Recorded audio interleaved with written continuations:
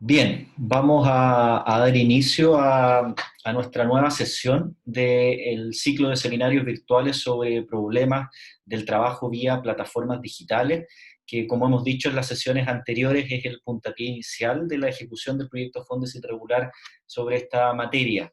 El equipo de investigadores, también lo hemos comentado en las sesiones de las semanas anteriores, está integrado por el profesor Alfredo Sierra de la Universidad de los Andes, a cargo de la línea de subordinación o dependencia, por el profesor Pablo Contreras de la Universidad Autónoma de Chile, en la línea de protección de datos personales y autodeterminación informativa, la profesora María Soledad Jofré de la Universidad de Talca, a cargo de la línea sobre seguridad y salud en el trabajo, y quien les habla, Rodrigo Palomo, también de la Universidad de Talca, en la línea sobre derechos colectivos. Y es precisamente esta última línea, los derechos colectivos en el trabajo vía plataformas digitales, las que nos convoca a la sesión de esta tarde. Uno de los objetivos, de hecho, específicos del proyecto es valorar las dificultades que plantea la economía de plataformas a la consistencia organizativa y a la acción colectiva, dadas las insuficiencias normativas del modelo chileno, para aportar elementos de cara al rediseño del ordenamiento sindical en este nuevo contexto. Es indiscutible que el fenómeno del trabajo vía plataformas digitales está produciendo un fuerte impacto en los sistemas de relaciones laborales, y en esta materia todavía los abordajes dogmáticos y pragmáticos son incipientes, mucho más incluso que en lo referido a la cuestión de la laboralidad. Se dificulta la generación de una comunidad de intereses que se encuentra en la base de las estructuras de representación colectiva y del ejercicio de los derechos de acción colectiva, pues además de favorecer la dispersión de quienes prestan el servicio, fomenta su diversificación, favoreciendo la aparición de intereses contrapuestos e incluso llegando a potenciar la competencia entre quienes prestan estos servicios. En el caso chileno, considerando la opción marcadamente heterónoma del legislador a la hora de regular la acción sindical, así también como la preferencia por la figura del sindicato de empresa, no es nada fácil la tarea del desarrollo de la acción colectiva para quienes trabajan vía plataforma, especialmente, como decía, cuando todavía no está resuelto en nuestro entorno la existencia o no de un vínculo laboral. Pareciera ser entonces, y así lo ha propuesto un sector de la doctrina, que el análisis de las instituciones de representación, negociación y huelga no debe reducirse a las dificultades de implementar estas ideas en el ámbito del trabajo prestado en régimen de subordinación a través de plataformas digitales, y habría más bien que buscar instrumentos de presión que provoquen la ruptura del poder hegemónico de las plataformas a la hora de imponer las condiciones de trabajo. En Chile todavía es escasa la litigiosidad de estas materias, si bien desde el 2015 en adelante hemos podido encontrar algunas causas, principalmente en Santiago, en Concepción, fundamentalmente también asociadas a conductores de Uber o repartidores de pedidos ya, algunas resueltas y otras todavía esperando audiencia de juicio, todavía no es posible sostener que haya una tendencia jurisprudencial asentada. Ahora, particular interés ha despertado una reciente demanda que se presentó a fines de mayo por un grupo de repartidores de pedidos ya en un tribunal laboral de Santiago, luego que fuesen despedidos en medio de esta crisis económica derivada del COVID-19. El vocero del movimiento Riders Unidos Ya Chile, Daniel Lara, ha indicado que se reclama que estos despidos fueron motivados por la intención de crear un sindicato en el marco de un paro internacional del sector debido a las precarias condiciones de trabajo que enfrentan, y que se han agudizado, ¿verdad?, con esta pandemia, por ejemplo, algunas desmejoras salariales. Esta demanda, que está patrocinada por la Fundación Fiel de la CUT, reclama en lo medular la declaración de la existencia de relaciones laborales, el pago de prestaciones laborales y previsionales adeudadas, y también la declaración de estos despidos como despidos antisindicales. Uno de los abogados patrocinantes, Pablo Centeno, que debería estar también por aquí en la sala, resalta que esta demanda es inédita precisamente por su carácter de acción colectiva o de litis consorcio. Yo no he podido dar con la causa, a lo mejor parece que todavía no figura en la página web del Poder Judicial, pero Pablo seguramente o alguien de la sala nos podrá compartir luego el RIT. De otra parte, existen también en Chile ya organizaciones sindicales de trabajadores que prestan servicios vía plataforma, es el caso del sindicato Uber Chile, el sindicato Corner Shop Chile, y también hay otras coordinadoras y movimientos colectivos como el ya referido Riders Unidos Ya Chile o AGETRAP en su momento, que desarrollan actividad de defensa y promoción de derechos de estos trabajadores. Ayer también, muy asociado a esta noticia de la presentación de esa demanda contra Pedidos Ya, se informó que el gobierno va a convocar una mesa de trabajo, cuya composición todavía no se conoce, para analizar la situación de los repartidores de delivery, y precisamente se habría reactivado esta discusión a propósito de esta demanda colectiva. El subsecretario del Trabajo, Fernando Arap, señaló estar convencido de que se debe avanzar hacia algún tipo de regulación, no señala cuál, para las personas que prestan servicios en las denominadas economías de plataforma. En el Congreso, por su parte, se han presentado varios proyectos de ley que pretenden regular directamente o tangencialmente esta forma de trabajo, y en lo que está tocando a nuestro proyecto de investigación, algunas iniciativas han estado acotadas a regular las plataformas de transporte de pasajeros, que son conocidos como los proyectos Uber, uno de Bachelet en 2016 y otro de Piñera en 2018. Hay también una moción parlamentaria del Frente Amplio de marzo de 2019 que pretende crear un contrato de trabajadores que desarrollan labores vía plataformas digitales. Otro proyecto presentado por el actual gobierno en 2019, que bajo el título de Modernización Laboral para la Conciliación del Trabajo, la Familia y la Inclusión, regula, entre otras materias, el trabajo vía plataformas digitales, pero es un proyecto que ha tenido escaso avance legislativo.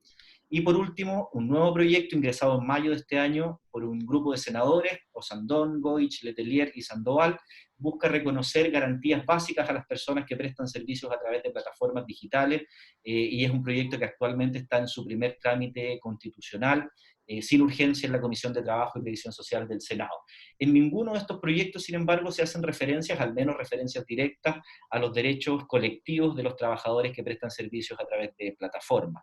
Por lo tanto, hay muchísimo que explorar. Ya es posible encontrar algunos aportes doctrinales extranjeros. Recomiendo especialmente en idioma castellano el trabajo de Ana Domínguez, que se publicó en el número 29 de la Revista Latinoamericana de Derecho Social de 2019, titulado Representación Colectiva y Negociación de Derechos de Trabajadores en Plataformas. También el trabajo de Esther Guerrero, publicado en la revista Just Labor, número 1 de 2019, La digitalización del trabajo y su incidencia en los derechos colectivos de los trabajadores, con un enfoque distinto, pero muy interesante también el trabajo de Hannah Johnston, publicado muy recientemente en el volumen 139 de la Revista Internacional del Trabajo de la OIT, y que se denomina Geografías laborales en las economías de plataformas, entender las estrategias de representación colectiva en el contexto del trabajo digital.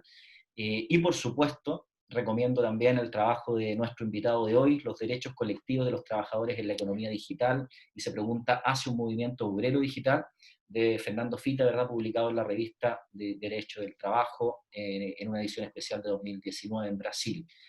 Solo como una última idea, y también enlazando con la invitada que tendremos el próximo jueves, con Luz Rodríguez, ella plantea o afirma que no estamos tanto ante una crisis del sindicalismo, sino de un modo particular de hacer sindicalismo. Las jerarquías sindicales deben dar paso a redes de trabajadores y han de encaminarse hacia un sindicato virtual. Esas son algunas ideas de presentación del tema, pero sobre todo quiero dejar ahora la palabra a nuestro invitado, al profesor Fernando Fita. Él es profesor titular del Departamento de Derecho del Trabajo y de la Seguridad Social de la Universidad de Valencia en España, y también es profesor invitado de la Universidad de Talca a su programa de magíster en Derecho del Trabajo y la Seguridad Social desde que se generó este programa en 2009, precisamente al curso de participación y representación colectiva de los trabajadores. Tenemos una extensa y nutrida historia de colaboraciones académicas y de amistad, y por cierto es un honor poder tener hoy día en esta tercera sesión del ciclo de seminarios virtuales a Fernando para que pueda conversarnos, ¿verdad?, sobre este tema de los derechos colectivos y el trabajo vía plataformas. Sin más, yo dejo entonces ahora la palabra al profesor Fernando Fita, que entiendo va a compartirnos una presentación también para ir guiando su intervención.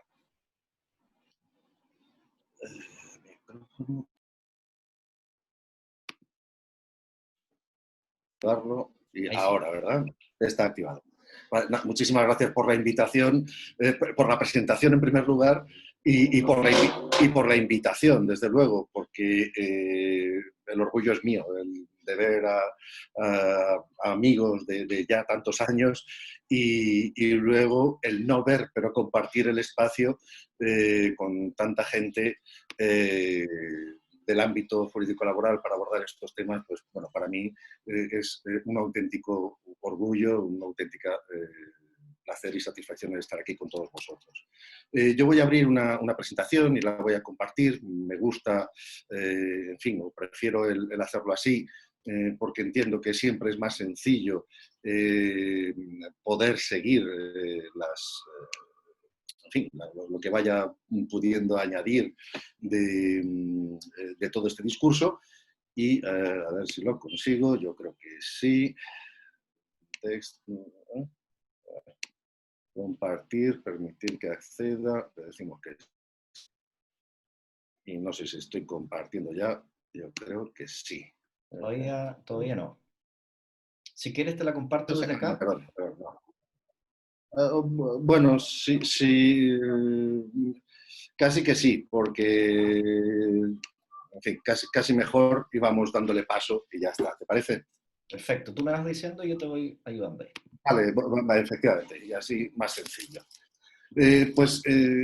Mira, lo primero, Rodrigo sabe que el tema del derecho sindical, de los derechos colectivos, son una de mis líneas de investigación y últimamente vengo trabajando precisamente con la cuestión de los derechos colectivos de trabajadores en plataformas digitales, toda esta problemática que también presentada ha sido por parte de Rodrigo.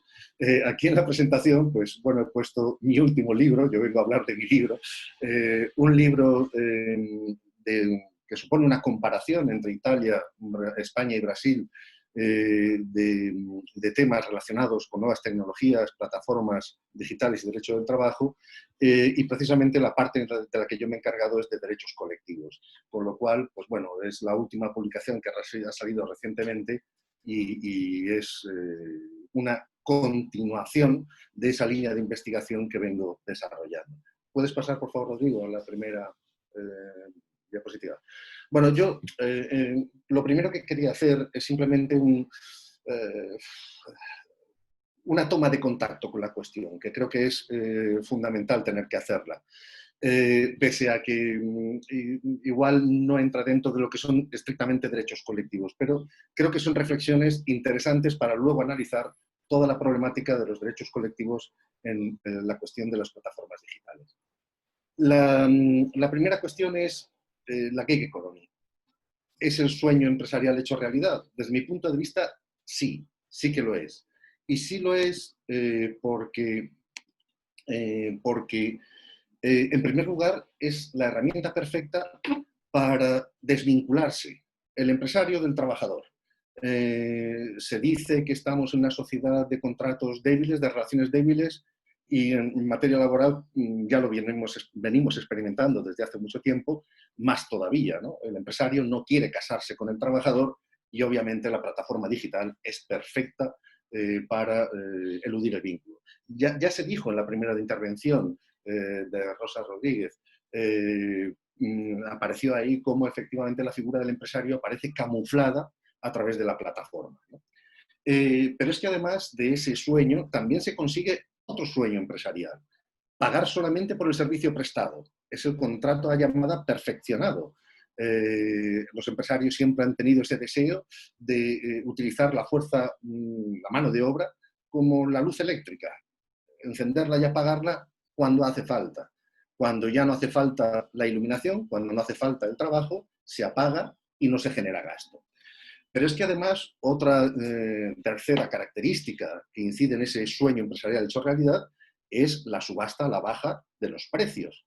Evidentemente estamos hablando de actividades donde existe una grandísima oferta de mano de obra y donde además toda esa mano de obra compite, ya se ha señalado en la presentación, a la hora de hacerse de los servicios que se van a prestar. Está claro, todos hemos visto la plataforma Uber, la hemos utilizado en alguna ocasión, pues evidentemente el servicio que se contrata suele ser normalmente el más económico, ¿no? Pero es que además esa competencia es una competencia que no se da en un mercado local, sino en un mercado global. En esta transparencia Yo he incluido una fotografía de lo que se llama aquí en Brasil ponto de chapa, que es una cosa que a mí me llamó mucho la atención, que es donde los trabajadores se reúnen, los trabajadores del campo básicamente, pero no solo, se reúnen y guardan la cola y cuando llega alguien que los quiere contratar para ese día, se suben al camión y se van con ellos. Pues la plataforma digital es este punto de chapa, pero mucho más sofisticado, ¿no? Y donde no hace falta ese desplazamiento, sino simplemente a través de una plataforma se consigue. ¿Podrías pasar a la siguiente transparencia, por favor? Bueno, la otra cuestión que creo que es interesante destacar es cuál es la esencia de este trabajo a través de las plataformas. Y desde mi punto de vista está claro que es un modelo de trabajo sin derecho. Realmente supone una huida del derecho del trabajo. Estas huidas del derecho del trabajo son una realidad desde que el mismo derecho del trabajo existe. Evidentemente supone una serie de cargas para los empleadores, para los empresarios, que intentan eludir de toda manera posible. Pero quisiera destacar que no es con las plataformas digitales que se inicia esta guerra contra el derecho del trabajo, sino que es una continuación. Es una continuación sobre todo de las políticas de flexiseguridad que ya iniciaron esa guerra y que ya viene de antes, ¿no? La flexibilidad, en definitiva, que en España pues, empieza a adoptarse en la década de los 90, es una medida que entiende a atacar el sistema clásico o el modelo clásico de derecho del trabajo. Esa idea de flexibilidad se acentúa todavía más con la idea de flexiseguridad, donde lo que se plantea es el paso del derecho del trabajo a un derecho del empleo. El paso de un derecho donde se pretende proteger al trabajador frente a un empresario, a un derecho donde a quien se pretende proteger es al ciudadano en el mercado de trabajo y, por tanto, ofrecerle, garantizarles el empleo. En definitiva, potenciación de esa política de los emprendedores, toda la filosofía del emprendimiento que hemos venido asistiendo a nivel internacional. Por cierto, quiero destacar que, evidentemente, estamos cada día más en una sociedad internacionalizada y que los problemas son comunes y las soluciones cada vez más son más similares, más parecidas. Y lo que hay que ver es esa respuesta también lo más parecida posible frente a estas soluciones, ¿no? ¿Cuáles son las respuestas más eficaces, ¿no? Más que más parecidas? Bueno, en ese modelo de trabajo sin derecho, las plataformas obviamente son una fuente clara de desigualdad. Son una fuente clara de desigualdad, puesto que la plataforma lo que hace es reforzar, estoy aquí con el cronómetro, perdón, vale, reforzar la precariedad en este mercado completamente abierto. Y eso lo que suscita es, obviamente, la necesidad de protección de los trabajadores. Y más que de trabajadores, quisiera hablar de los prestadores del servicio, ¿eh? Porque efectivamente la necesidad de protección no es del trabajador dependiente y por cuenta ajena que lleva a cabo esta actividad, sino en general de todo aquel que presta el servicio. Sobre esto vamos a ir hablando. En esta transparencia, la pregunta, ¿necesidad de protección? A ver, muchas de estas plataformas lo que se han venido planteando es, o han venido defendiendo, no las plataformas, sino los empresarios, los propietarios de las plataformas, han venido defendiendo que realmente la plataforma lo que hace es dar una oportunidad de empleo a aquel que, como consecuencia de la crisis económica de los años 2008 y siguientes, lo perdió. Creo que también es interesante esta contextualización de la difusión del trabajo mediante plataformas en un momento de crisis económica. Ciertamente muchas personas que perdieron el empleo lo encontraron o encontraron un modo de obtener algún ingreso a través de las mismas, prestando este tipo de servicios. Pero la pregunta que cabría hacerse es, ¿realmente es una opción de trabajo para los desfavorecidos de la crisis o es una amenaza del empleo de aquellos que están sobreviviendo a la crisis? En realidad, la plataforma es una nueva forma de prestar trabajo o esa forma ya existía y simplemente cambia el modo en el cual se organiza. Y yo creo que viendo las dos fotografías que aquí aparecen, la respuesta es evidente. En Telepizza se lleva a cabo esa actividad de reparto a través claramente de trabajadores de esa empresa. Ese trabajo siempre ha sido considerado un trabajo marginal, un trabajo precario. Pues bien, se ha precarizado todavía más como consecuencia de las plataformas, como puede verse en la otra imagen, donde los trabajadores simplemente no están en la puerta del negocio que les sirve como empresario o empleador, sino que están en la calle esperando que a través de la aplicación les aparezca un pedido, un servicio que atender. ¿Podrías pasar al siguiente, por favor? Por tanto, la pregunta de ¿supone el triunfo de la protección empresarial respecto de la mano de obra? Pues evidentemente sí, ¿no? Estamos ante el contrato Zero Hours o el contrato a llamada, que desde luego no están reconocidos en el ordenamiento jurídico español y en algunos sí, pero en la gran mayoría no aparecen reconocidos estos contratos y, por tanto, se consigue ese tipo de contrato y además se facilita clarísimamente la descentralización, el distanciamiento del empresario frente al trabajador. Siguiente transparencia, por favor. A ver, en esta transparencia lo que quería presentar es precisamente ese distanciamiento, de una forma gráfica, de una forma visual, cómo se consigue el distanciamiento, donde el empresario, y también se dijo en la primera intervención, no aparece, está oculto a través de la plataforma, que no es el que actúa como empresario, es el instrumento del que se sirve el empresario para favorecer ese distanciamiento entre el consumidor o cliente y quien está prestando el servicio. De tal manera que existe sí, un ocultamiento, un distanciamiento entre prestador de servicio y consumidor. Siguiente transparencia, por favor. Bueno, yo no me voy a detener en el tema de los criterios de reconocimiento de la laboralidad, pero sí que quería hacer hincapié en alguna idea. En todos nuestros países estamos asistiendo al problema de qué hacer con estos trabajadores, decidir si son trabajadores por cuenta propia o por cuenta ajena. Y la idea, en última instancia, está en la de darles protección. Creo que en todos los ordenamientos jurídicos existe la conciencia de que este trabajo es un trabajo precario, es un trabajo que se efectúa en condiciones de riesgo, porque evidentemente el vehículo, la bicicleta con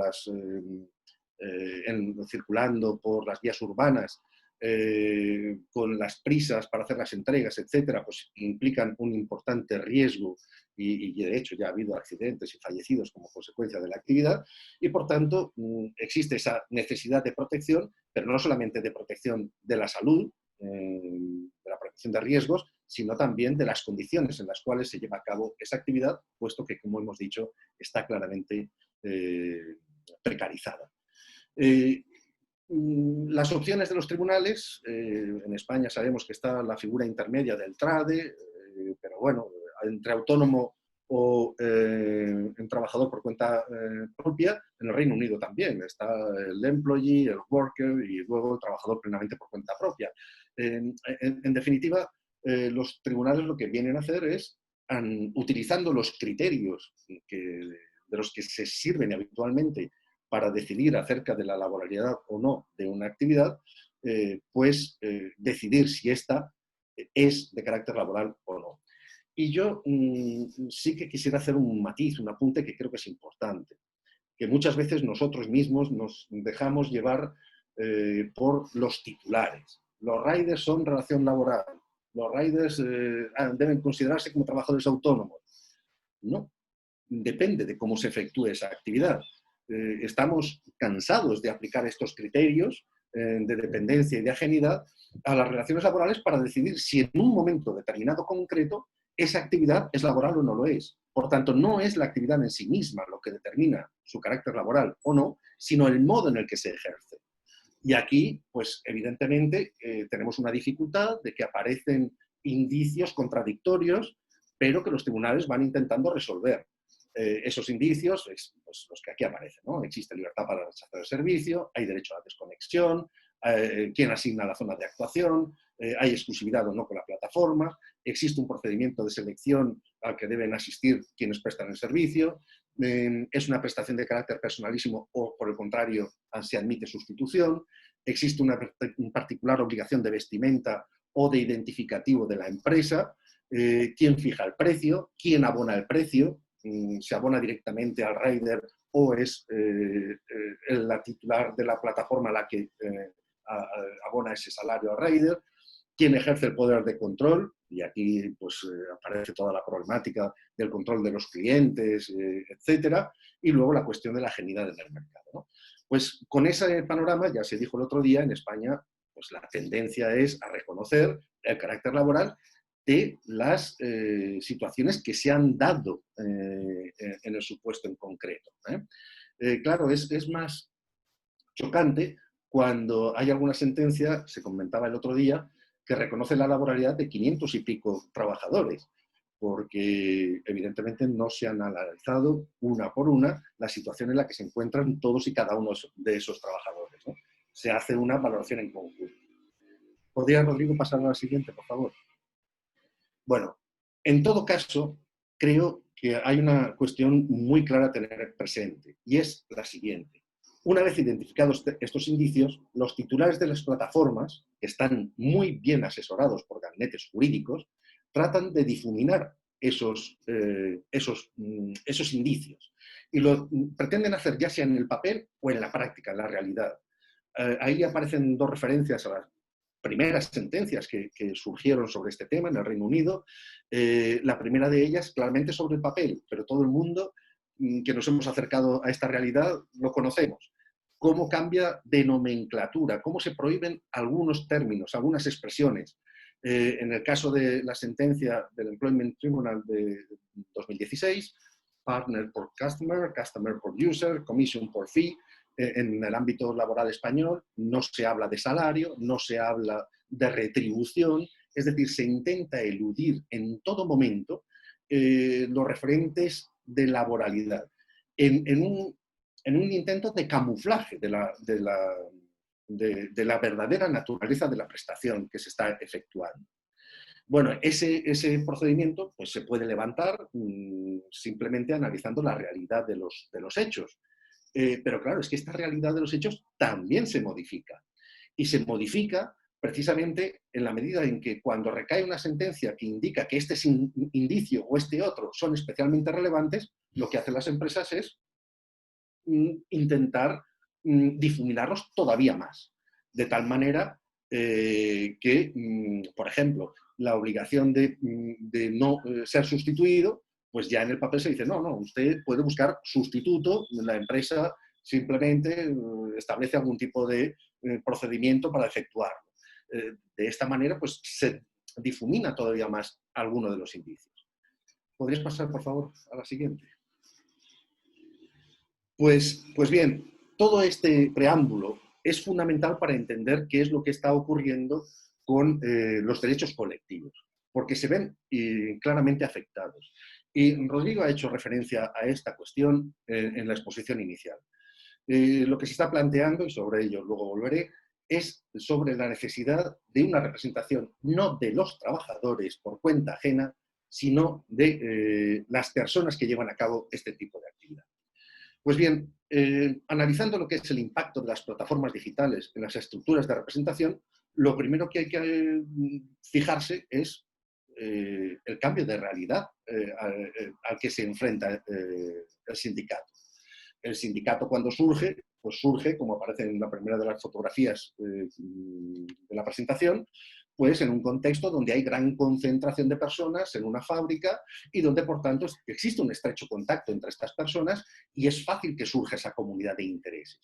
En un reportaje en televisión, un documental sobre la inmigración en Estados Unidos, me llamó mucho la atención, no lo desconocía y no he leído literatura al respecto, pues que cuando llegaban los inmigrantes a trabajar a las empresas en Estados Unidos, los empresarios lo que hacían era segregarlos por nacionalidad, pero no hacer que los polacos trabajasen juntos, los españoles juntos, los franceses juntos, no, todo lo contrario, mezclarlos, de tal manera que no hubiese entendimiento, que no hubiese comunicación entre ellos, y, por tanto, dificultad de organizarse claramente.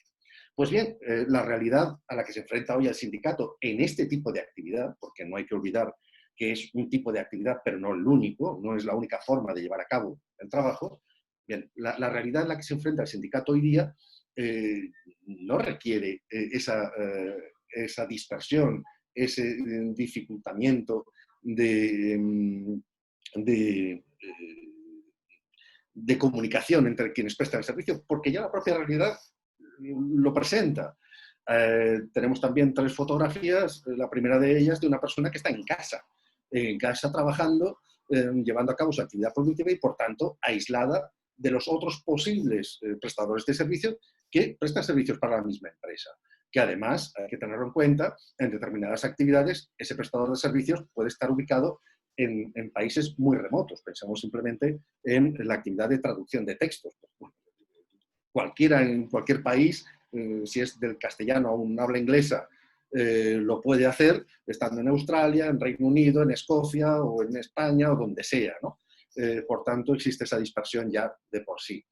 Pero luego también los riders. ¿Dónde se encuentran los riders? Desde luego no en la empresa, como mucho en la calle. Pero ahora vamos a ver esas características. ¿Podrías pasar, por favor, a la siguiente transparencia?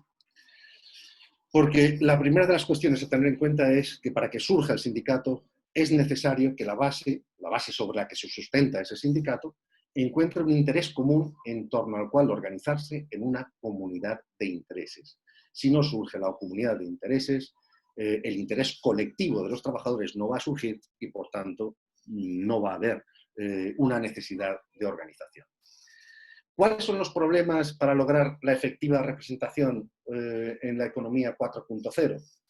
Los problemas, por insistir en la idea, pérdida de la base representada. Hay contornos difuminados de la comunidad de trabajo como consecuencia de esa dispersión geográfica, pero es que, aunque no se dé esa dispersión geográfica, es decir, aunque los riders, por ejemplo, se concentren siempre en una determinada zona y eso permita un cierto grado de comunicación entre ellos, hay que tener en cuenta que no están, en primer lugar, todos en el mismo sitio a la misma hora, sino que existe una rotación, unos turnos, y por tanto no siempre coinciden todas las personas o las mismas personas en el mismo ámbito, lo cual viene acrecentado por el hecho de la gran rotación de personal en este tipo de trabajo. En algún informe que se ha elaborado en España, se sitúa a los estudiantes, a los jóvenes, como principal colectivo. No el único, el principal colectivo. Hay otros, jubilados, etcétera, que también llevan a cabo este tipo de actividades, como ingresos complementarios, pensando sobre todo en esta situación de crisis tan acuciante que se vivió en países como España.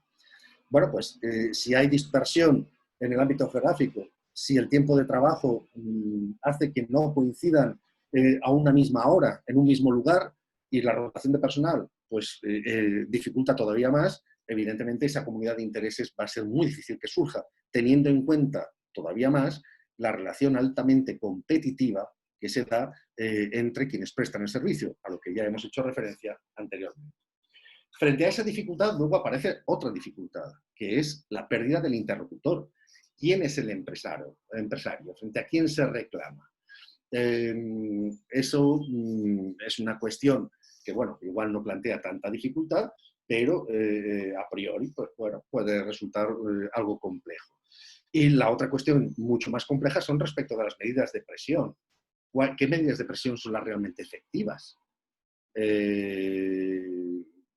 Sobre esto luego insistiré un poco más, pero creo que es importante destacar que la presión hoy día, en este tipo de actividades, no se ejerce tanto contra el empresario, sino contra o contando con la ayuda de la ciudadanía en cuanto que consumidores, contra ocupando las calles y dejando de prestar servicios y contando con la ayuda a través de las campañas de concienciación de la ciudadanía. Y creo que hemos visto todos en esta época de crisis cómo los riders precisamente han reivindicado la necesidad de que se les considere actividad esencial, la necesidad de dotarles de equipos de protección individual y, en definitiva, darles una cierta seguridad. ¿Podrías pasar a la siguiente? Bueno, Dicho esto, cabría analizar brevemente la institución de la representación legal de los trabajadores en el momento actual respecto de estos trabajadores de plataformas. Y hay que destacar una cuestión que creo que es interesante y que enlaza con todo lo que hemos venido diciendo hasta ahora. Y es que esta institución evoluciona de forma paralela a como lo ha hecho la organización del trabajo. Y simplemente basta ver cómo los intereses en torno a la actividad profesional se han organizado de forma colectiva de modos distintos. En la sociedad preindustrial, los gremios, defensores de la actividad dentro del gremio. Unas organizaciones fuertes, muy fuertes, de organización colectiva o de defensa colectiva de los intereses agrupados por gremios, zapateros, horneros, etc., ¿no? En la sociedad industrial, claramente la empresa como centro que aglutina esa aparición, esa comunidad de intereses de los trabajadores que prestan servicios para el empresario. ¿Y qué ocurre en la sociedad de la digitalización? Estamos hablando de, lo hemos ido diciendo, de una actividad descentralizada, de una actividad digitalizada, donde hay dispersión y competencia entre los prestadores de servicio, y, en tercer lugar, donde en muchas ocasiones, cuando hablamos de prestación de servicio online, que no requiere presencia física del trabajador, como puede ser el ejemplo de las traducciones, con un ámbito geográfico de referencia supranacional, ya no nacional. Pues bien, ante esta situación, cabría plantearse, ¿no estamos evolucionando hacia una representación gremial que además tiene que ser de carácter internacional? No se trata de defender los intereses de todos aquellos que presten servicios mediante plataformas digitales con independencia de cuál sea la naturaleza jurídica que vincule a trabajador y empresario y además una representación que tenga ese carácter internacional. Eso lo dejo ahí y luego si acaso lo discutimos o lo desarrollamos. El problema es quién o cómo se puede dar soporte jurídico a esta forma de representación. ¿Podrías pasar, por favor? Venga, y aquí tenemos la cuestión de las dificultades que tiene el sindicalismo tradicional en la gig economy. Es muy difícil que el sindicato tradicional, de momento, por lo menos, pueda conseguirlo. En primer lugar, porque los trabajadores que prestan servicios para las plataformas, compuestos normalmente, como decía antes, por jóvenes, por estudiantes, manifiestan un claro desinterés por el sindicato tradicional. En primer lugar, porque lo ven como algo anticuado. El sindicato tradicional es un sindicato analógico y ellos son trabajadores digitales, con lo cual está ya el sindicato desfasado. En segundo lugar, porque hay un descrédito claro del sindicato tradicional, un sindicato que históricamente ha estado vinculado a partidos políticos tradicionales. Y aquí tenemos la desafección de la juventud respecto de los partidos políticos tradicionales y respecto del sindicalismo tradicional. En definitiva, no se sienten representados ni por unos ni por otros. Ciertamente a ese descrédito contribuyen errores del sindicato, que ha tenido, y muchos, en el ámbito nacional, pero en todos los países, por lo menos los que yo conozco, ha habido errores graves del sindicato y desde luego lo que también ha habido ha sido un ataque clarísimo por parte de los poderes políticos de minar la fuerza sindical. Ya lo hizo Margaret Thatcher en los años 80, le salió estupendamente y de alguna manera con la crisis se ha intentado, con la crisis económica de 2008 se ha intentado en países como Francia, España, Italia, etcétera, no se ha conseguido acabar con el sindicato, pero desde luego sí que está dolido, muerto no, como decía en las palabras finales Rodrigo, en las palabras finales de su intervención Rodrigo, pero sí que, en fin, tiene que actuar, tiene que reaccionar, ¿no? Y en tercer lugar, también existe ese desinterés, o mejor dicho, existe esa dificultad porque el sindicalismo tradicional desconoce la herramienta de trabajo de la gig economy. No está actualizado, no está digitalizado. ¿Podrías pasar a la siguiente, por favor? Eso no quiere decir que no se esté actuando. Efectivamente, el sindicato tradicional también está actuando. Yo lo que he hecho ha sido aquí recoger algunos. He recogido un sindicato más representativo, el de Comisiones Obreras, y otro que no es representativo, el de Unión Sindical Obrera, sindicatos completamente opuestos en cuanto a su ideología, pero que tienen, están actuando, tienen en común la actuación. No son los únicos, por supuesto UGT, por supuesto la Central Sindical de Funcionarios también, todos los sindicatos están intentando adaptarse a esta nueva realidad, creando aplicaciones donde se den respuesta a los problemas que pueden plantear no los trabajadores digitales, sino cualquiera de ellos. Al final, creo que también mediante la implantación de la administración digital nos estamos acostumbrando cada vez más a resolver las cuestiones desde casa y no acudir de forma presencial a los sitios. De alguna manera se está intentando dar esa respuesta también por parte del sindicalismo tradicional. ¿Podrías pasar a la siguiente, por favor? Pero junto a ello, otra característica común en todos los países de los que hablamos, y por cierto, Rodrigo, ya me pasarás toda la bibliografía que has comentado, porque me interesa obviamente, y las referencias que has hecho anteriormente a la sentencia, pues también me interesa y mucho. Bueno, pues en todos los países está apareciendo esta nueva forma de autoorganización. Bueno, terminología está apareciendo mucho, está Worker Tech, ¿no? Haciendo referencia a los trabajadores que llevan a cabo la actividad en la Work Tech, en toda la cuestión tecnológica, pues se están organizando. Se están organizando y están reivindicando, utilizando las nuevas tecnologías. Inicialmente lo hicieron a través de plataformas no específicamente laborales, las plataformas reivindicativas como Change.org, Avaz.org, que tienen la fuerza que tienen, de denuncia social sobre todo, pero que no son específicas. Pero posteriormente sí que han aparecido en Alemania, en el Reino Unido, en España, han aparecido plataformas de sindicatos de carácter digital. En España es Riders por Derechos, que buscó el apoyo de un sindicato intersindical Alternativa de Cataluña, que para nada es un sindicato tradicional, es un sindicato alternativo. Es el sindicato que está intentando dar cabida también a otro tema en el que ando yo también investigando, que es el de la prostitución. Pues bueno, es un sindicato, como digo, muy alternativo, no tradicional.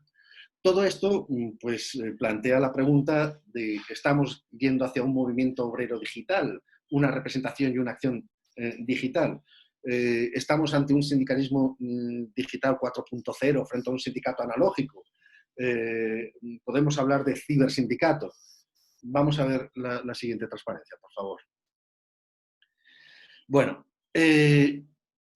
aquí quería analizar la cuestión de la acción sindical. Cómo se está llevando a cabo esa acción sindical por parte de estas nuevas organizaciones, de estos trabajadores a través de las plataformas. Y creo que la primera consideración a efectuar es que lo que hacen es adoptar la calle como espacio de conflicto y reivindicación. No es tanto la empresa, sino la calle. ¿Puedes darle a la siguiente? Vale. Simplemente aquí tenéis una serie de fotografías que lo demuestran, dos fenómenos muy distintos de plataformas, Uber y las otras plataformas, muy distintos por la situación en la que se produce, ¿no? Pero que evidentemente en los dos lo que aparece es una clara ocupación de la calle, ¿no? Como forma de reivindicación. Dale a la siguiente, por favor.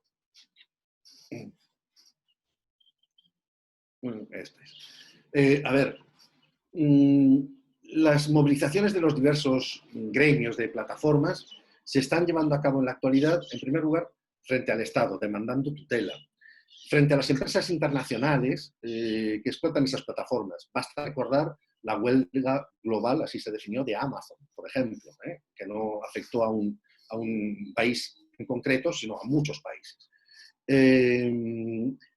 Y esas huelgas se están organizando pese a las mayores dificultades del éxito que para la huelga presenta el trabajo en plataformas digitales. En primer lugar, clarísimamente, el ejército de trabajadores que están detrás de las plataformas. El empresario no tiene que acudir al esquirolaje. Si un trabajador no quiere aceptar el servicio, pues se lo puede ofrecer a otro.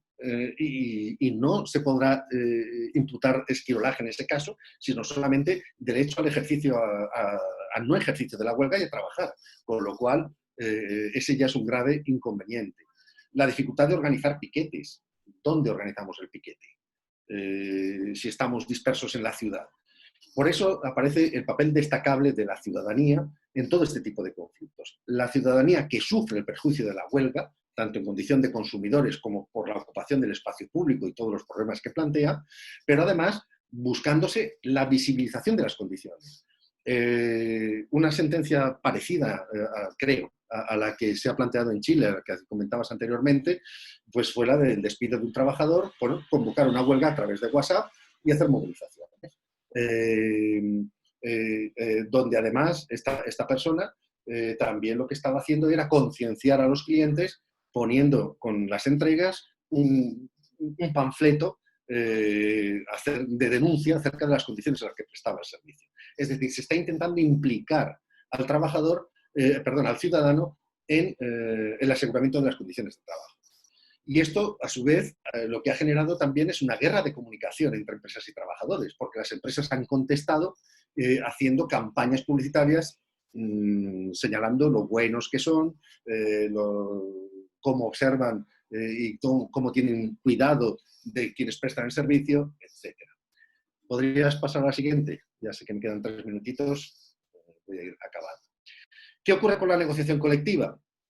Bueno, con la negociación colectiva, pues evidentemente si no hay representantes va a ser muy complicado. Sí que existe una experiencia, la primera experiencia fue en Dinamarca. Claro que el caso danés es muy particular porque el índice de afiliación es altísimo y además ahí lo que se hizo fue hacer una especie de alternativa para los trabajadores en función de cómo querían prestar el servicio.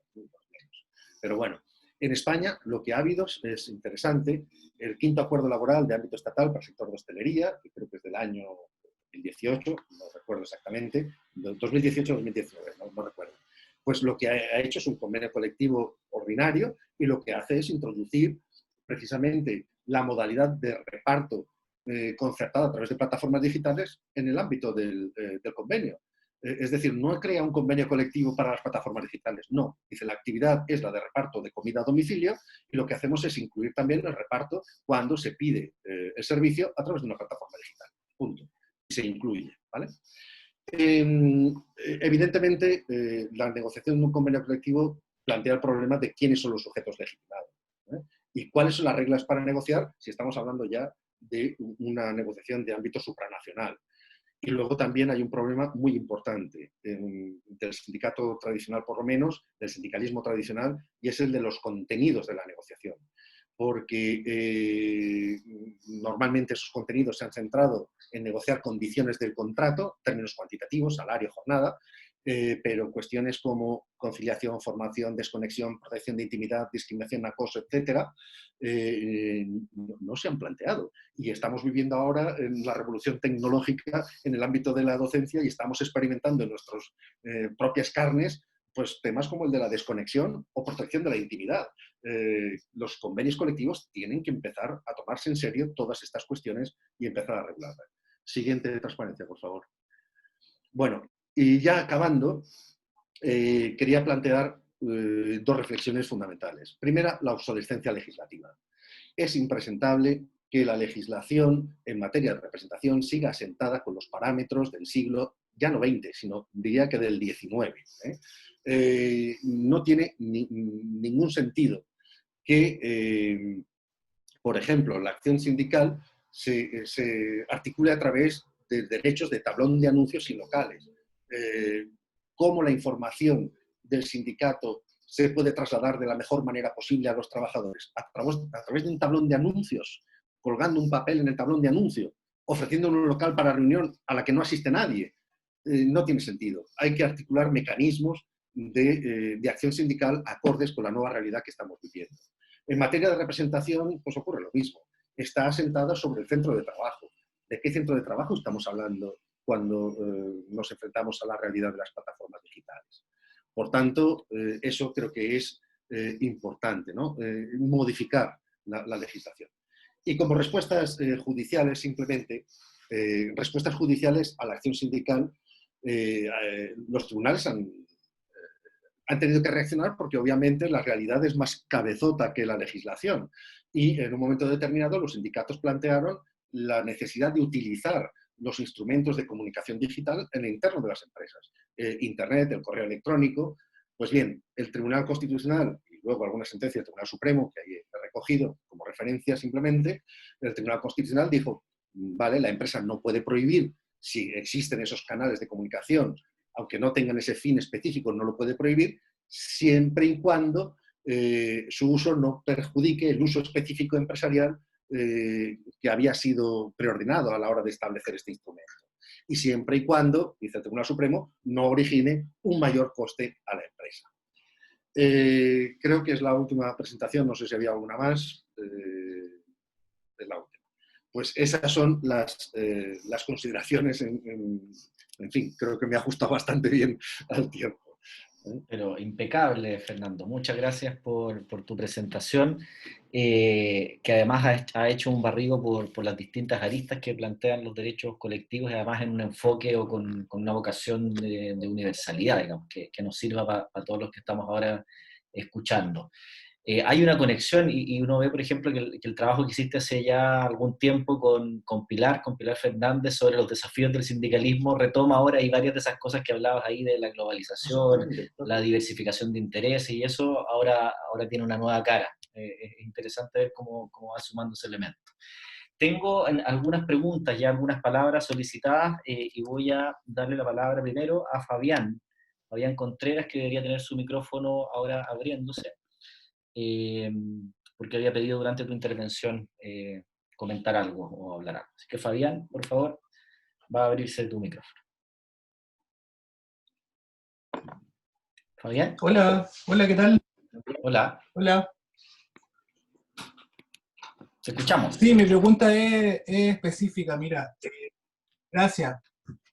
Dice relación con esta acción de los sindicatos que están bastante quedándose en el pasado, al parecer, en su forma de actuar.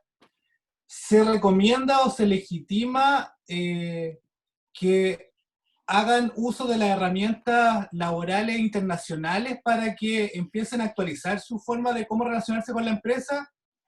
En el sentido de que puedan hacer quejas por incumplimiento a las líneas directrices de la OCDE, de queja ante el Comité de Libertad Sindical de la OIT, etcétera. Sí. Gracias, Fabián. Veamos si hay alguna más y hacemos una ronda. Sí.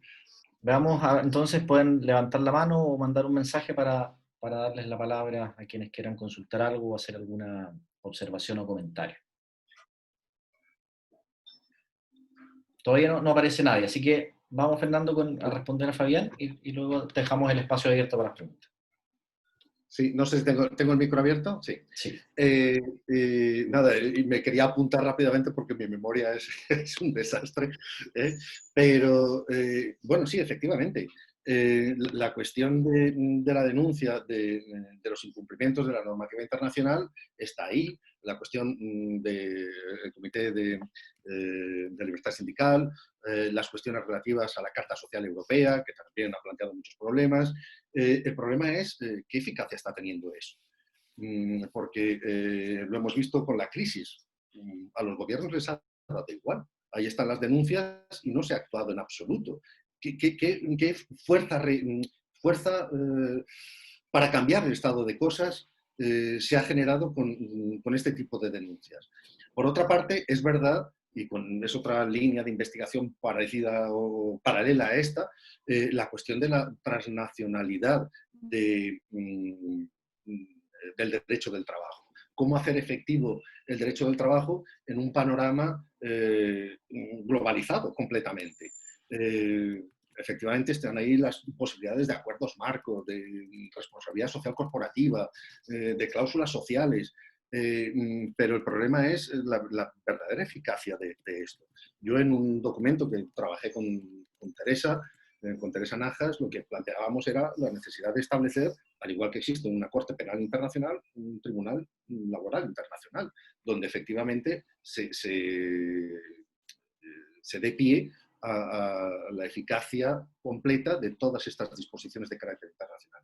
Me consta que los sindicatos a nivel internacional se están moviendo. En Europa, la ETUI, la Confederación Internacional de Sindicatos, que aglutina varios sindicatos, la CES también, están intentando articular mecanismos de protección y algún resultado está dando. Hay ya una directiva tímida que empieza a establecer pautas de protección con independencia incluso del vínculo que una al trabajador con la empresa. Fernando, por acá hay otra pregunta de nuestro compañero Óscar Olavarría, que dice: ¿qué hay de la adaptación de la huelga a esta nueva modalidad de sindicalismo? ¿Se puede pensar en nuevas manifestaciones de la huelga, por ejemplo, a través de la desconexión de los trabajadores? Claro, sí, pero es lo que decía anteriormente. ¿De qué sirve que yo me desconecte cuando, en primer lugar, eso va a tener una repercusión posterior en los servicios que se me va a ofertar? Porque tengo la obligación de conectarme. Evidentemente no deberían computar, pero ¿cómo garantizamos eso? Esa es la primera cuestión. Y la segunda, todos sabemos que una huelga no es fácil llevarla a cabo, que muchas veces se requiere la presión de los piquetes informativos o menos informativos que están actuando en propagación de la huelga. Hay que tener en cuenta también la dificultad que tiene el sindicato tradicional, por ejemplo, en ponerse en contacto con los trabajadores para promover la huelga. ¿Cómo la promovemos? La normativa laboral actual, ¿hasta qué punto está facilitando que se convoque una huelga a través de WhatsApp? Yo no lo veo. No lo veo porque la huelga se tiene que acordar en una asamblea donde voten, garantizando el voto secreto, los distintos trabajadores. ¿Quién tiene la capacidad de crear una aplicación que efectivamente responda a esas características? Creo que el problema de la huelga tradicional, por así decirlo, acordada conforme a la legislación tradicional, está muy complicada. ¿Nuevas formas de huelga? Sí, claro. Yo creo que las nuevas formas es las que están intentando buscar y es las que implican a la ciudadanía. Están haciendo llamamiento a la concientización, no sé si es el palabra, pero bueno, la conciencia de los usuarios, de los consumidores. Ahora en época de pandemia sí lo han hecho.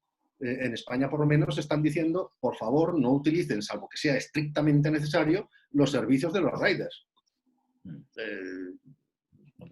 Algo hay ahí, ¿no? De nueva forma de protesta. Fernando, tenemos otra pregunta, esta vez de Paulo Quesada, que agradece tu exposición y consulta si a tu juicio la necesidad de proteger a los trabajadores vía plataformas es una razón más para establecer una negociación por rama.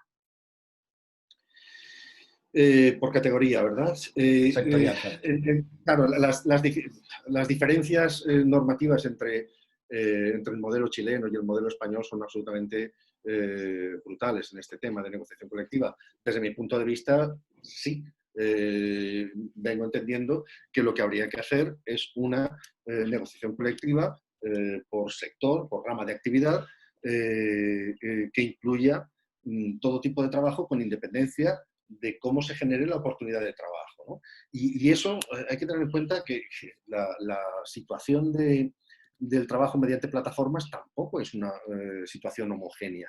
Tiene muchas aristas y muchas particularidades. En España hay unos colectivos de trabajadores, algunos de ellos es verdad que han sido acusados de ser amarillos, que están reaccionando contra la idea del gobierno de regular, de legislar en este tipo de actividades. Porque tienen la ventaja de la gran flexibilidad, ¿no? Que muchas veces las empresas quieren vender. Pero eso no quiere decir que no quieran regulación. Claro que quieren regulación. Quieren garantías de mínimos, de un salario mínimo, de unos descansos. Es decir, no quieren incorporarse de pleno a la normativa laboral que no está adaptada para esa realidad nueva. Lo que hay que hacer es modificar esa normativa laboral, que en materia de representación en el ámbito español, desde luego, deja mucho que desear, y entiendo que en materia de negociación colectiva pues es un argumento más para defender esa negociación colectiva por ramas, ¿sí? Tengo otra palabra solicitada de Samuel Ortiz, que tiene su micrófono abierto. Samuel. Hola, gracias. Más rápido de lo que pensé. Gracias, de verdad. A ver, el año pasado, en abril, 1 de abril, recuerdo perfectamente, la Universidad de Talca organizó un seminario en la cual hablaron 2 académicos españoles y tocaron tangencialmente el tema del trabajo vía plataformas digitales. Profesores de Barcelona. Sí, recuerdo. Y me tocó aportar un dato ahí que quiero repetir, que creo que es sumamente trascendental para la realidad chilena.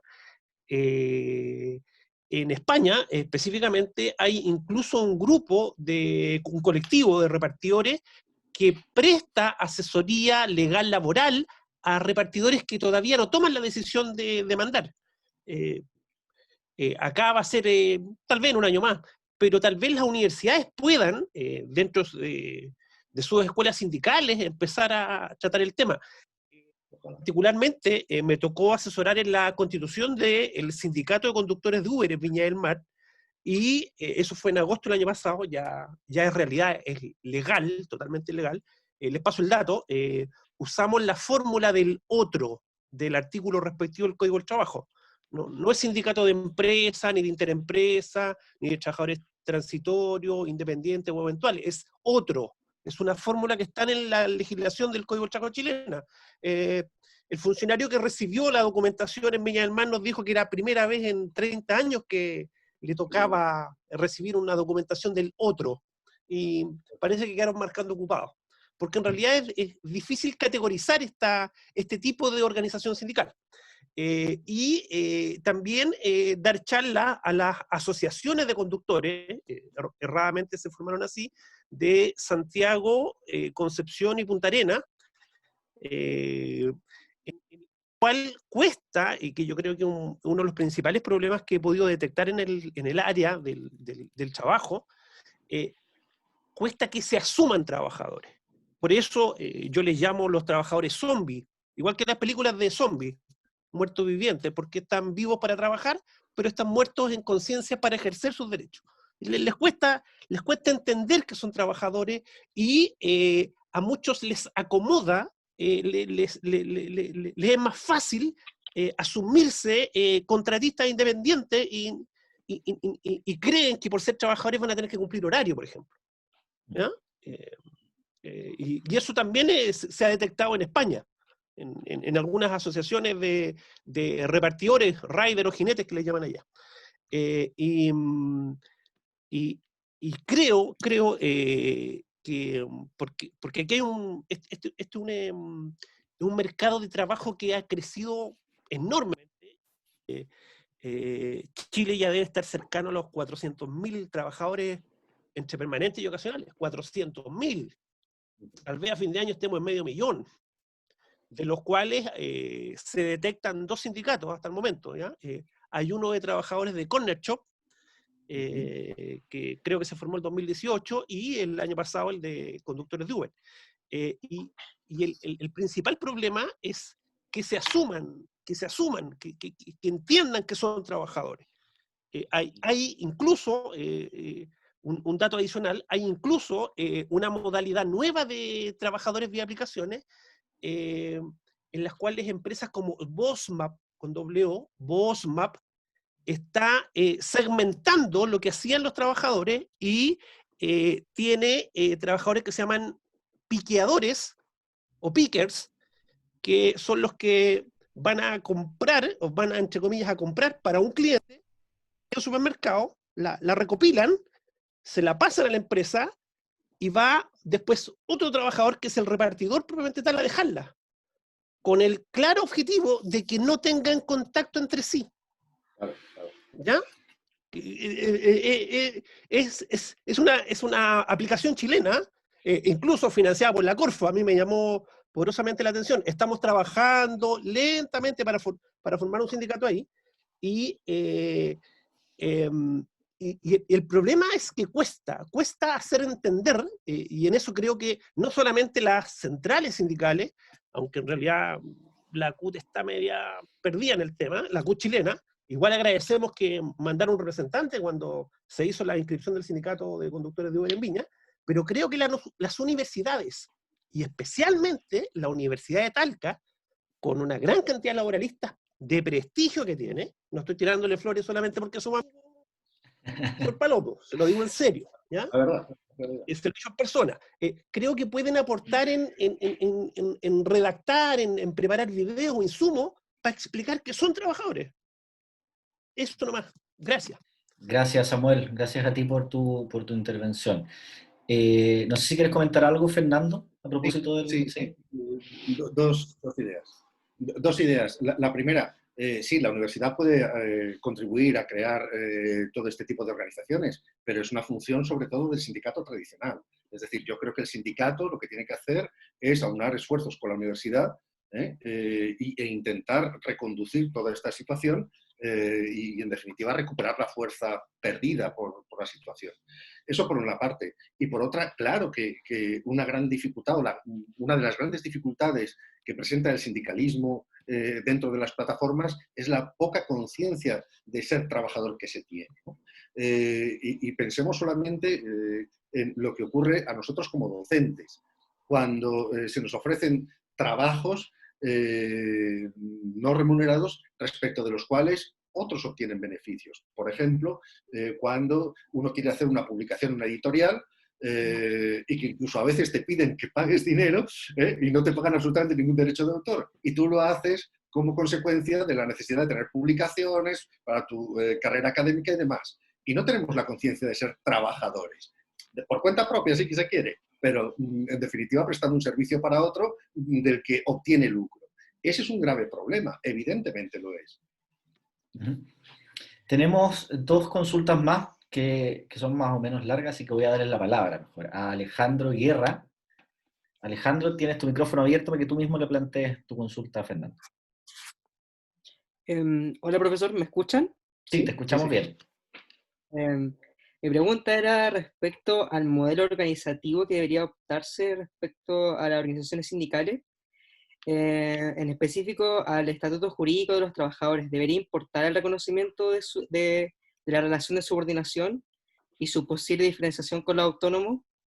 Digo, por las posibles problemáticas que se pueden imponer respecto al modelo mismo de la empresa, porque Uber no es igual que Rappi, entonces eso también podría ser una problemática. Y también respecto desde la libre competencia, porque al ser contratantes independientes, la fijación de precios que podía haberse dado en una acción colectiva de estos autónomos también podría ser una problemática. ¿Cuál sería la salida desde la organización sindical para dar respuesta a esto? Interesante pregunta, interesantísima la pregunta y de muy difícil respuesta. Empezando por la segunda parte, claro, en España los TRADE tienen la posibilidad de negociar no convenios colectivos, pero sí acuerdos interprofesionales con unas consecuencias limitadas, ¿no? Pero claro, aquí hay un problema fundamental y es el del derecho de la competencia, porque aquí aparecería como pactos limitativos de la competencia el establecer unos salarios mínimos, por ejemplo. Ese es un grave problema que habría que resolver en el caso de una negociación colectiva para todo tipo de trabajador, sea por cuenta ajena, o sea autónomo, o sea TRADE, ¿no? Entonces, esa es una dificultad que la propia normativa plantearía para este tipo de situaciones. Desde mi punto de vista, habría que ir avanzando hacia eso. Yo creo que como he dicho en la exposición, la problemática que plantean estos trabajadores da igual que sean dependientes o por cuenta ajena. La necesidad de tutela, de protección, es con independencia de la naturaleza del vínculo. Porque necesitan esa tutela, necesitan esa protección. Y las compañías que tienen plataformas pueden camuflar la naturaleza del vínculo muy fácilmente, ya sea a través de un fraude, como decía antes, cambiando nombres, o sea, cambiando las condiciones en las que se presta el servicio. Pero ese cambio de condiciones nunca va a eliminar el carácter precario de la actividad y, por tanto, necesitado de tutela y de protección. Es que no estamos hablando de trabajos en los que exista una escasa demanda de mano de obra y que, por tanto, tengan un elevado valor en el mercado. No hablamos de eso, con lo cual la competitividad es muy fuerte, ¿no? Tenemos otra pregunta aquí de Magali, nuestra compañera Magali Correa, que le voy a abrir el micrófono para que la pueda plantear. Y ya aprovechen de saludarla. Magali, ¿estás por ahí? Hola Magali. Magali. No, está con el micro abierto. Magali, ahí sí. No oigo. No te escuchamos. Tienes el micrófono abierto, pero no te oímos. ¿O prefieres que lea la pregunta? Porque veo que estás ahí con tu bebé. ¿Sí, Magali? Mejor ¿Sí, me escuchas? Ahora sí. Ahora sí. Ahora sí. Ya. No, mira, varias partes de lo que eran mis inquietudes ya las ha ido respondiendo.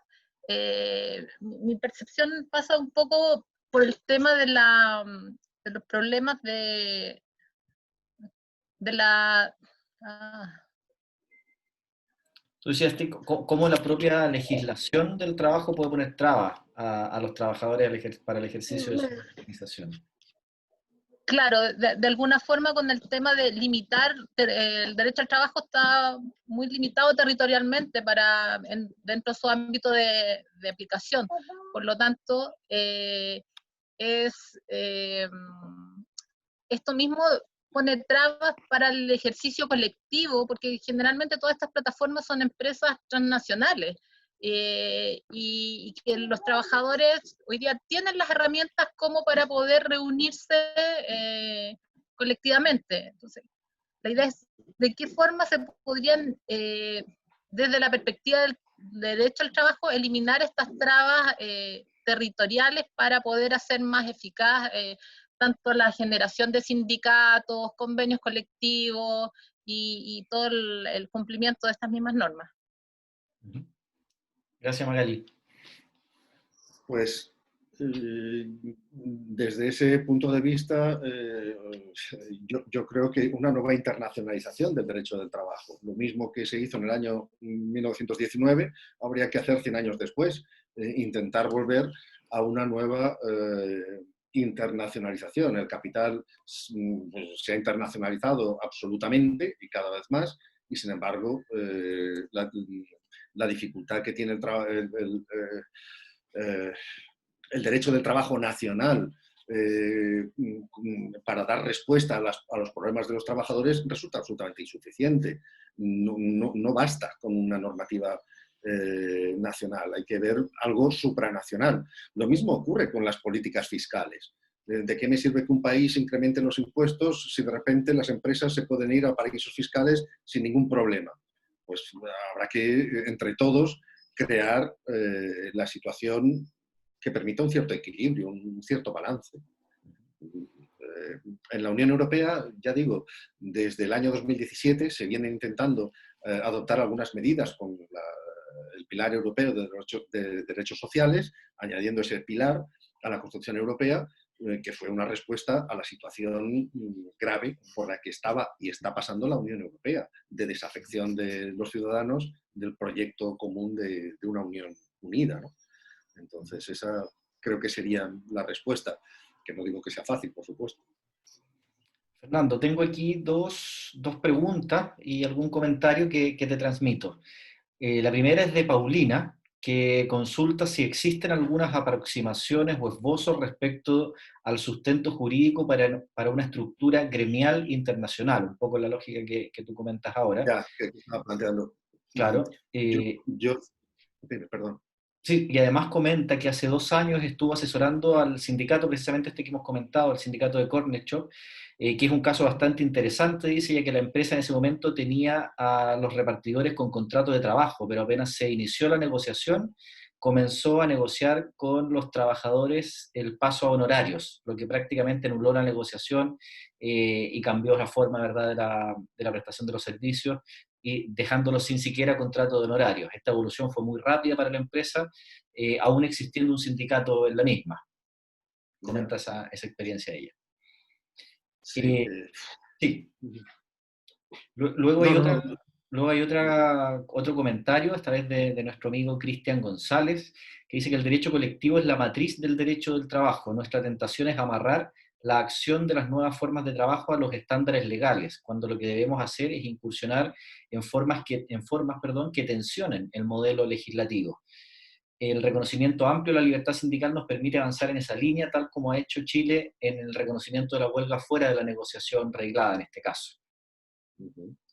Yo en eso estoy de acuerdo, y lo que se está viviendo no solamente en Europa, sino también por aquí, por el continente americano, lo demuestra. Es decir, la acción sindical, pensemos lo que ha ocurrido en Chile antes de la pandemia, en Francia con los Gilets jaunes, en España con las manifestaciones de los pensionistas, reivindicaciones que no han tenido tanta repercusión porque no han generado esa violencia que sí se generó en Francia, por ejemplo, en Bolivia, todas esas explosiones sociales, en definitiva lo que están reclamando es una mejora de condiciones, y hay que tener presente que el derecho del trabajo, y comparto plenamente que los movimientos sociales están en la base del mismo, el derecho del trabajo lo que pretende es civilizar, pacificar, resolver por la vía del derecho y no del conflicto esos problemas sociales, y están ahí. Y yo creo que precisamente fue esa la respuesta que se dio por parte de la Unión Europea con la creación del Pilar Europeo de Derechos Sociales, intentar pacificar la situación, intentar reconstruir el espíritu europeo. Es una tarea que no se hace de un día para otro. Modificar todo el entramado normativo, pues no sé, ahora mismo en España se está diciendo de modificar todo el Estatuto de los Trabajadores. Eso no hay quien se lo crea, ¿no?, que se haga de la noche a la mañana. Habrá que ir introduciendo modificaciones e intentar regular toda la situación, pero crear algo de la nada va a ser muy complicado. Yo creo más en procesos evolutivos que revolucionarios en ese sentido, ¿no? Que requiere una evolución que no se duerma, desde luego, que esté constante, ¿no? Pero creo que sería esta la línea. Fernando, y hay algunas preguntas más, pero voy a escoger dos para no pasarnos en el tiempo que hemos determinado para este ciclo. Una es de Jorge Luis González, que creo que es un alumno de nuestro doctorado, por el nombre, o es consciente que es un alumno del doctorado en Derecho, que pone un punto adicional. Dice que deberíamos considerar también el estatus migratorio de los trabajadores, ya que la realidad de varios extranjeros es que no tienen visa o que la visa venció, y eso puede limitar también el ejercicio de sus derechos y su reclamo primero en derechos individuales y luego en derechos colectivos. Entonces, ¿cómo ves tú también ese impacto? Y luego está Pancho Neira, alumno del Magíster, que seguramente estuvo en las clases tuyas también, y tesista ahora del proyecto Fondesit, que plantea o pregunta: ¿qué piensa de flexibilizar las reglas de la representación bajo una perspectiva promocional y qué riesgos cree que se podrían correr en dicho contexto? La inserción de flexibilidad laboral no ha significado, por contrapartida, medidas de ajuste para la promoción de derechos sindicales. Por ejemplo, reconocer la diversidad de intereses y asumir la representación de los trabajadores independientes de la forma que tenga el vínculo jurídico. Circunstancia que incluso implica el desafío de desarmar un modelo situado en Chile en el rol de los sindicatos de empresa, o en España bajo la lógica del centro de trabajo. Y se disculpa de no plantearte la consulta derechamente porque está con su hijo, con música de Pokémon de fondo. Estupendo, estupendo. No, a ver, respecto a la primera cuestión, la cuestión de la inmigración, pues mira, yo aquí voy a recoger otra de las líneas de investigación que llevo, que me están apasionando y me están ocupando mucho este tiempo, y es la cuestión de la prostitución, donde también se da ese sector o esa cuestión de la inmigración, o al margen de esa actividad, también la de empleadas al servicio del hogar familiar, empleadas domésticas, donde hay muchísima población extranjera e inmigrante sin documentación. Y evidentemente, al no tener documentación, ¿qué derechos laborales se tiene? Ahí lo que hay que hacer es trabajar sobre las leyes de extranjería, y en España se hizo alguna cosa en el año 2004, con una reforma posterior de 2008, pero se reconocieron ciertos derechos. Lo que hay que hacer es seguir avanzando por esa línea, no ya tanto por el derecho laboral, que tiene otras cuestiones y otras, en fin, otras líneas de actuación, sino yo creo que por la de extranjería, ampliando el reconocimiento de derechos a las personas que están trabajando ilegalmente en el país y muchas veces en condiciones de esclavitud o de excesiva explotación. La otra pregunta estaba relacionada respecto, perdón, ¿me la recuerdas? A la idea esta de flexibilizar las reglas de representación en la lógica promocional. Y si esa flexibilización de estas reglas de representación colectiva pueden tener algún riesgo o pueden envolver algún riesgo. A ver, pues sí, imagino que riesgos tiene que haber y habrá que analizarlos. Riesgos que se me ocurren, pues que al final se diluya esa comunidad de intereses que está en la base de todo movimiento asociativo. Pero bueno, eso cuando se implementen estas, si es que se implementan, este tipo de organizaciones, pues habría que tenerlo en cuenta y habría que saber organizarlo. Respecto de la flexibilidad, porque creo que comentaba también algo de la normativa laboral, etcétera, pues es que toda la idea de flexiseguridad estoy refiriéndome ya a condiciones de trabajo, ¿no? En esa idea de promoción de la flexiseguridad, el derecho colectivo ni se menciona, ni aparece. Entonces, no sé si iba también por ahí la pregunta o no, pero bueno, creo que es importante que cuando se adoptan medidas de modificación, de reforma, de transformación del derecho del trabajo, el aspecto colectivo se tenga en cuenta. El diálogo social es fundamental. Buscar los interlocutores para ese diálogo es absolutamente esencial. Y las reformas que se produjeron durante la crisis, y no solamente en España, se hicieron por vía de Real Decreto Ley. Es decir, el gobierno, ni siquiera el Parlamento, el gobierno, que contaba con mayoría, adoptó la medida que luego fue refrendada por el Parlamento. Ahí no hay diálogo social ninguno, con lo cual el conflicto no se apacigua, se incrementa. En fin. Fernando, y una última cosa para no abusar también de tu tiempo. Fabián Contreras consulta si es recomendable a tu juicio, precisamente en pos de esta adaptación que tienen que tener los sindicatos a estas nuevas formas de prestación de servicios, crear lazos con organizaciones de consumidores, con el objeto de que el sindicato pueda visibilizar sus conflictos internos, por ejemplo, las malas condiciones laborales hacia la ciudadanía, por la vía del consumo, un poco lo que tú, Álvaro, dijiste en tu conferencia. Sí, absolutamente. Y hay que tener en cuenta que están apareciendo, por lo menos en España, y no he indagado en otros países, pero vosotros me podéis comentar qué está ocurriendo en Chile. Están apareciendo sindicatos de inquilinos de apartamentos. Están apareciendo sindicatos precisamente de trabajadoras, cuidadoras, inmigrantes sin papeles. Están apareciendo sindicatos de prostitutas, están apareciendo un sinfín de organizaciones reivindicativas de derechos para ciertos colectivos que lo que tienen que hacer es aglutinarse en torno a una estructura consolidada. El problema es que están aflorando como las gotas del agua de lluvia, ¿no? Uno aquí, otro allí, y de alguna manera hay que canalizarlo. En España ha sido ¿cómo era? Alternativa Intersindical Catalana o algo así, ahora mismo no me acuerdo el nombre exactamente, el que dos de esos colectivos los ha recogido, pero siguen apareciendo otros colectivos porque la necesidad de tutela existe y todo lo que sea suma de reivindicaciones, pues genera mayor fuerza reivindicativa, claro. Fernando, muchísimas gracias por tu conferencia y por la disposición que has tenido para responder las preguntas de quienes están participando en esta tercera sesión del ciclo de seminarios. Así que transmito en nombre de todo el equipo del proyecto nuestra gratitud por haberte sumado a trabajar con nosotros desde la primera invitación. Y por cierto, te dejamos invitados para las futuras actividades que también vamos a desarrollar en estos 3 años de proyecto. Un fuerte abrazo para ti, Fernando, y cariños también para Teresa, una destacada laboralista brasileña que vemos por ahí que se ha asomado a darte ánimos también. Y yo dejo la palabra ahora a Soledad Jofré, que está a cargo de la 4ª línea de investigación de este proyecto sobre seguridad y salud en el trabajo, para que nos invite para la última sesión del ciclo. Sole.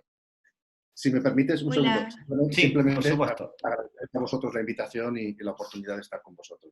Simplemente eso, gracias. Gracias a ti, Fernando. No, gracias a ti, Fernando. Y bueno, gracias a todos los quienes participaron hoy. Y los queremos dejar invitados para la próxima semana, el próximo jueves a las 3 de la tarde. Vamos a tener el último seminario de este ciclo, en el cual precisamente vamos a analizar cuáles son los efectos que tiene el trabajo en este tipo de economía respecto de la protección de la salud y seguridad de los trabajadores. Para eso vamos a tener una invitada también de España, la profesora Luz Rodríguez de la Universidad de Castilla-La Mancha, así que los dejamos invitados para el próximo jueves. Nos vemos. Gracias, Fernando, nuevamente. Muchas gracias a todos, y solo les recordamos que los que ya están inscritos en el ciclo les vale la misma inscripción para la próxima semana también, sin necesidad de un nuevo correo. Que estén muy bien. Chao, chao. Chao, chao.